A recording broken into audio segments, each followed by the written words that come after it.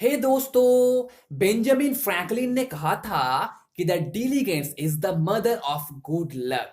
आपका due diligence, आपका deep research ही आपके गोल्ड माइंड ढूंढ के देगा, अगर आप इन 5 स्टेप्स को केयरफुली फॉलो करते हो तो। जिनमें से पहला है फिजिकल रिव्यू। फिजिकल रिव्यू करने का बेस्ट तरीका, आप एक प्रॉपर्टी मैनेजमेंट कंपनी को हायर कर लो जो आपको एक्यूरेट डेटा प्रोवाइड कर सकता है। जैसे ऑपरेटिंग एक्सपेंस कितना होगा, न्यू इनकम अपॉर्चुनिटीज क्या क्या हो सकता है, या कितना कैश फ्लो मैं उस प्रॉपर्टी से एक्सपेक्ट कर सकता हूं। वो आपको पूरे प्रॉपर्टी की कंडीशन के बारे में डिटेल रिपोर्ट देगा। प्लस वो आपको tenant profile, rent rolls, operating expenses and कितना एफर्ट लगाना होगा रेंट कलेक्ट करने के लिए, वो भी बताएगा। फॉर एग्जाम्पल, मान लो आप एक प्रॉपर्टी खरीदने के बारे में सोच रहे हो और जहां आपका रिनोवेशन कॉस्ट 1 लाख रुपए आ सकता है आपके मुताबिक, यानी इस प्रॉपर्टी को रिपेयर करने के लिए आपका अबाउट 1 लाख रुपए खर्चा हो सकता है।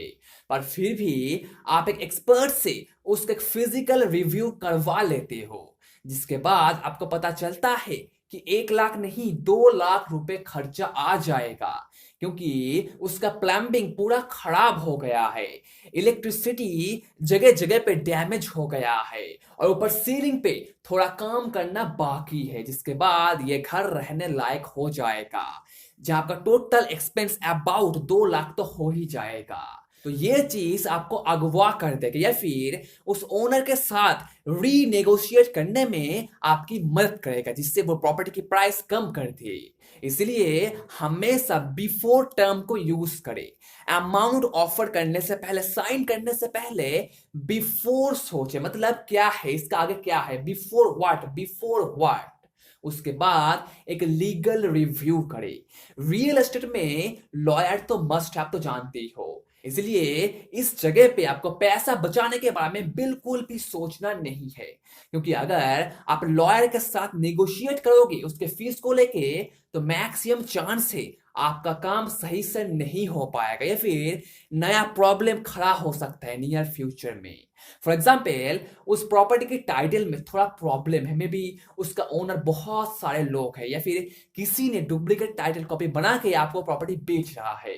तो इस सिचुएशन पे अगर आप उस प्रॉपर्टी को खरीद लेते हो तो वो एक बड़ा लॉस हो जाएगा, आप कोर्ट के चक्कर काटते रह जाओगे।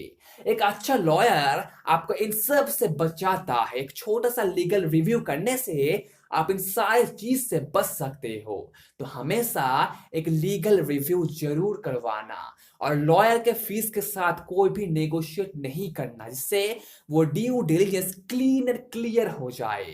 तो लीगल रिव्यू जरूर करना, और फिर एक थर्ड पार्टी द्वारा उस प्रॉपर्टी को रिव्यू करवाना। थर्ड पार्टी रिपोर्ट ये देखता है कि एनवायरनमेंट कैसा है, यानी सॉइल कंपोजिशन ठीक ठाक है कि नहीं। वो देखते हैं क्या वहां कोई टॉक्सिक चीज है, मिट्टी तो खराब नहीं है, या फिर आसपास कोई हैजर्ड्स मटेरियल है जो प्रॉपर्टी को डैमेज कर सकता है।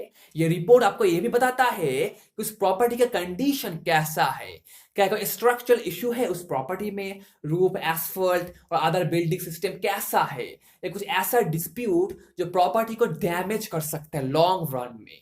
अप्रेजल कितना हो सकता है वो भी बताता है, यानी एस्टिमेटेड मार्केट वैल्यू, कि ये प्रॉपर्टी उतना प्रॉफिटेबल होगा, उतना वैल्यूएबल होगा जो हम सोच रहे हैं। अगर प्रॉपर्टी खरीदने के बाद आपको पता लगता है कि आपका प्रॉपर्टी उतना वैल्यूएबल नहीं है जितना आपको लगता है, तो आप तो टोस्ट बन जाओगे। बेटर आप एक अप्रेजल रिव्यू करवा लो। मार्केट स्टडी क्या कहता है वो भी देखता है ये रिव्यू। ये मेनली आपके विजन और मिशन को सपोर्ट करने के लिए किया जाता है, स्पेशली कॉम्प्लेक्स सिचुएशन में, जैसे कॉन्डो कन्वर्शन, गोल्फ कोर्सेस या फिर कुछ अलग टाइप का प्रॉपर्टी। यहाँ ये रिव्यू काम आता है। यह एक वार्निंग, ये market study third party report review बहुत एक्सपेंसिव हो सकता है, पर अगर आपका इन्वेस्टमेंट थोड़ा छोटा है और आप बिल्डिंग डेवलप नहीं कर रहे हो, तो ये आपके लिए उतना मैटर नहीं करता, इसलिए आप इसे अवॉइड कर सकते हो। और एकदम आखिर में दोस्तों, accounting and tax review.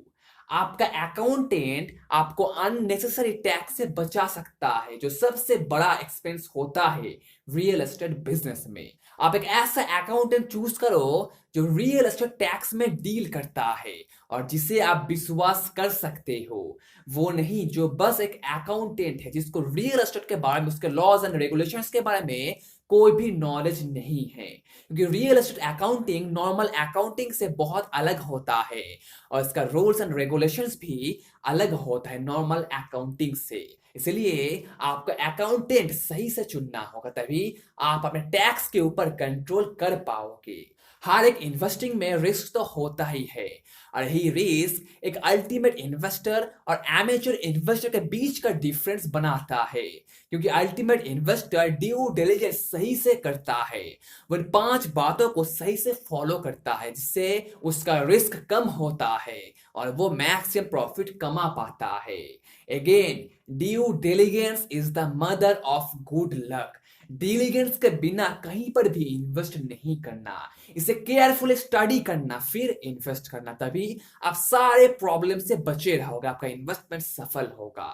So best of luck दोस्तों, हैप्पी इन्वेस्टिंग।